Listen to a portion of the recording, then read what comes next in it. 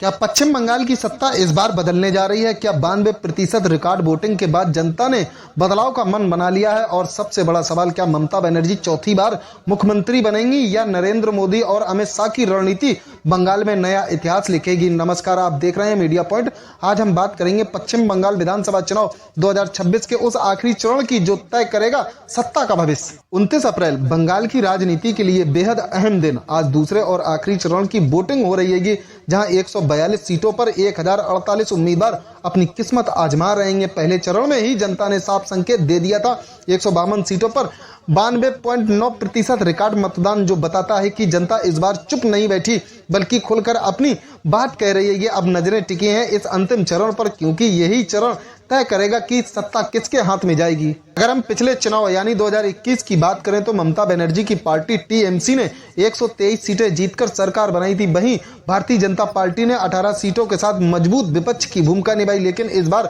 हालात अलग हैं। इस बार मुकाबला ज्यादा कड़ा है, ज्यादा आक्रामक है और ज्यादा निर्णायक भी।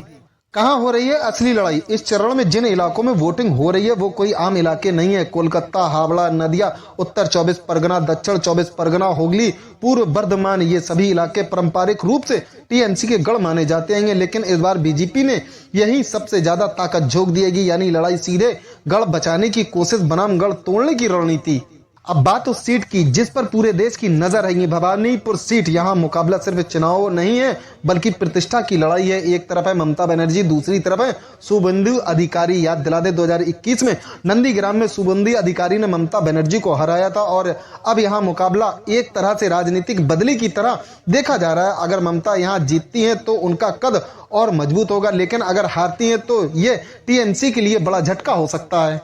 अब समझते हैं कि दोनों पार्टियों की रणनीति क्या है। बीजेपी की रणनीति नरेंद्र मोदी की लगातार रैलियां, अमित शाह का आक्रामक प्रचार, दक्षिण बंगाल पर खास फोकस। बीजेपी का मकसद साफ है, टीएमसी के मजबूत गढ़ में सेंध लगाना। टीएमसी की रणनीति महिला वोटर को साधना, सरकारी योजनाओं का फायदा, खास तौर पर लक्ष्मी भंडार जैसी योजनाएं जिन्होंने महिलाओं के बीच टीएमसी की पकड़ मजबूत की है। अब बात करते हैं उन फैक्टर की जो इस चुनाव का पूरा खेल बदल सकते हैं। नंबर 1, मुस्लिम वोट बैंक। बंगाल में लगभग 27% मुस्लिम आबादी है, जो 100 से ज्यादा सीटों पर असर डालती है। इस बार एंट्री हुई है नए खिलाड़ियों की, ओवैसी, हुमायूं कबीर। अगर 5 से 10% वोट भी इधर उधर होता है तो इसका सीधा नुकसान टीएमसी को हो सकता है। नंबर 2, महिला वोटर। इस बार महिला वोटर सबसे बड़ा साइलेंट फैक्टर बनकर उभरेगी। कई सीटों पर महिला वोटर की संख्या पुरुषों से ज्यादा है। जैसे जादवपुर में महिला वोटर चुपचाप वोट डालती हैं, लेकिन नतीजे पूरी तरह बदल देती हैं। नंबर 3, चुनावी मुद्दा। इस बार चुनाव सिर्फ वादों पर नहीं बल्कि मुद्दों पर भी लड़ा जा रहा है। भ्रष्टाचार के आरोप, राशन घोटाला, संदेश खाली विवाद, इन मुद्दों ने टीएमसी को घेरा है और बीजेपी ने इन्हें बड़े मुद्दे के तौर पर पेश कर रही है। अब सबसे बड़ा सवाल यही है, क्या ममता बनर्जी चौथी बार मुख्यमंत्री बनेंगी या भारतीय जनता पार्टी बंगाल में पहली बार सत्ता का परचम लहराएगी? जनता ने वोट डाल दिए हैं, अब फैसला ईवीएम में कैद है।